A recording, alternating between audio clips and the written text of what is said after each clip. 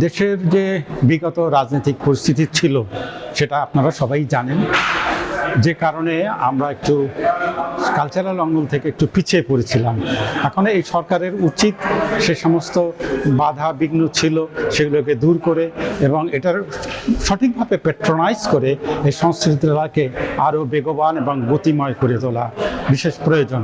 কারণ সংস্কৃতি একটা দেশের পরিচয়। দেশের সংস্কৃতি যত উন্নত সেই দেশ তত বেশি উন্নত। অতএব আমরা সরকারের কাছে জোর দাবি রাখবো যেন তারা এই দিকে একটু দৃষ্টি দেন।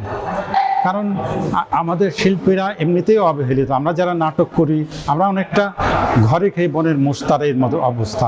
সরকার যে কিছু অনুদান দেয় বা যা কিছু দেয় পাই আমরা, তা দিয়ে আমাদের কিন্তু চলে না।